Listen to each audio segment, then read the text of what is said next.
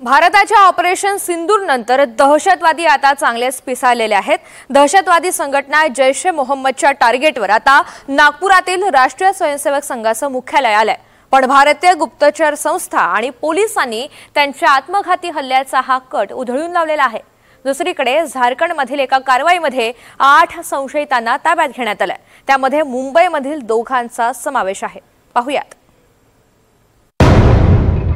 जैशचं पुढचं टार्गेट संघ मुख्यालय।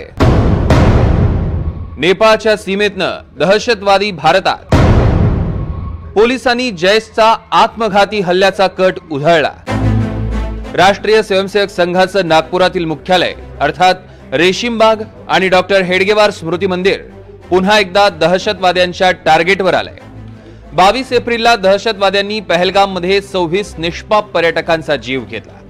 त्याला उत्तर म्हणून भारताने ऑपरेशन सिंदूर राबवत पाकिस्तानातील दहशतवादी तळ उद्ध्वस्त केले। ऑपरेशन सिंदूरमध्ये पाकिस्तानच्या 100 पेक्षा अधिक दहशतवाद्यांचा खात्मा झाला। त्यामुळे चौताळलेल्या दहशतवाद्यांनी बदला म्हणून थेट संघ मुख्यालयाला टार्गेट करण्याचा निर्णय घेतलाय। त्यासाठी नेपाळच्या सीमेवरनं 3 प्रशिक्षित दहशतवादी भारतात घुसले होते।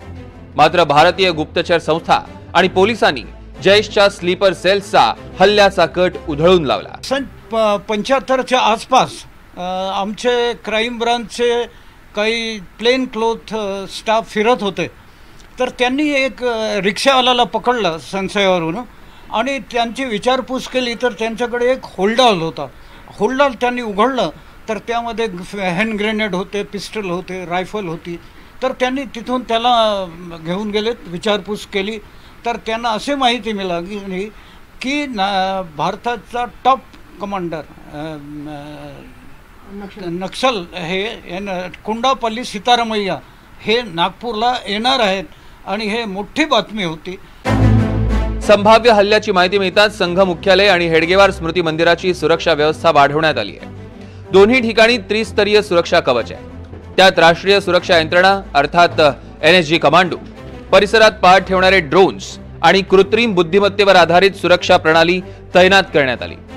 तसंच पोलीस मध्य प्रदेश आणि महाराष्ट्राच्या सीमेवर अगदी बारीक नजर ठेवून आहे।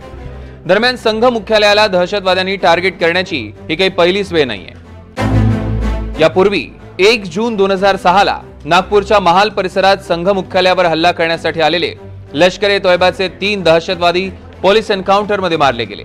त्यांच्या कारमध्ये मोठ्या प्रमाणात विस्फोटक आणि दारूगोळा आढळला होता। 3 नोव्हेंबर 2008 ला मास्टर ब्लास्टर सचिन तेंडुलकरला जैश ए मोहम्मदकडनं धोका असल्याचे इनपुट्स मिळाल्याची माहिती तत्कालीन नागपूर पोलिसांनी दिली। काही तासांनी दोन्ही संघाच्या खेळाडूंना सुरक्षा देत असल्याचं त्यांनी सांगितलं। 7 जानेवारी 2022 ला जम्मूत एका दहशतवाद्यानं अटकेनंतर संघ मुख्यालयाची आणि डॉक्टर हेडगेवार स्मृती मंदिराची रेकी केल्याची कबुली दिल्यानं खळबळ उडाली होती। त्यानंतर संघ मुख्यालय परिसरात हाय अलर्ट जारी करण्यात आला।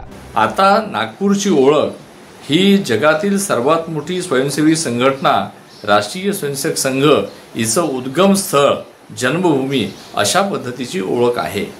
नागपूरमध्ये संघाचं महाल आणि रेशीमबाग हे जे मुख्यालय आहे हे सर्व स्वयंसेवकांसाठी प्रेरणा केंद्र आहे आणि नागपुरातल्या नागरिकांसाठी ते अभिमानाचा विषय आहे। त्यामुळे वेगवेगळ्या ज्या दहशतवादी संघटना आहे यांच्या लक्षावर जरी हे सगळं स्थळ असले तरी सुद्धा नागपूरची जनता ही संघाच्या पाठीमागे उभी आहे। दुसरीकडे दिल्ली पोलीस आणि ATSनं झारखंडमध्ये मोठी कारवाई केली आहे। या कारवाईत 8 जणांना ताब्यात घेण्यात आलंय आणि त्यातील 2 जण महाराष्ट्रातले आहेत। दिल्ली पोलीस स्पेशल सेल आणि झारखंड ATSनं संयुक्त कारवाई करत मुंबईच्या आफताबसह 8 संशयितांना अटक केली। 12 ठिकाणी छापेमारी करत IED, शस्त्र आणि डिजिटल पुरावेही जप्त केलेत। पोलिसांनी मुंबईहून रांचीला गेलेल्या आफताब, सुफियान आणि म्होरक्या अशहर दानिशच्या मुसक्या आवळल्या। रांचीच्या लोअर बाजारमधील तबारक लॉजमधनं सगळ्यांना अटक केली। जानेवारी 2025 पासून अशहर दानिश रांचीत लपून बसला होता। एक terror module, pan India terror module bust किया गया है, जिसपे सेंट्रल इंटेलिजेंस एजेंसी के एजेस में ये एक्शन हुआ था और 5 अलग अलग स्टेट्स की में कार्रवाई की गई है। स्टेट की पुलिस और ATS ने पूरा इसमें हमारा सहयोग किया, उनके साथ जॉइंट ऑपरेशन हुआ है ये। इसमें 5 लोगों को अरेस्ट किया गया है। एक दानिश, असरार दानिश, ये रहने वाला है रांची का, ये इसका सेंट्रल कैरेक्टर था। इसके साथ में 2 लोग मुंबई के थे, एक सुफियान अबू बकर और आफ्ताब अंसारी। ये मुंबई के 2 लोग थे जो दिल्ली से अरेस्ट किए गए हैं। ये कहीं से हथियार लेके वापस दिल्ली जा रहे थे, तो निजामुद्दीन रेलवे स्टेशन के पास से इनको परसों अरेस्ट किया गया था। ये इनफॅक्ट पहली अरेस्ट थी इसमें।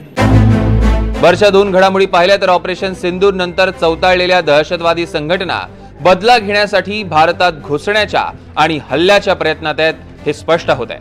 मात्र भारतीय सुरक्षा यंत्रणा आणि पोलीस दहशतवाद्यांचा बिमोड करण्यासाठी सज्ज आहे। संजय तिवारीसह bureau report, NDTV Marathi, Nagpur.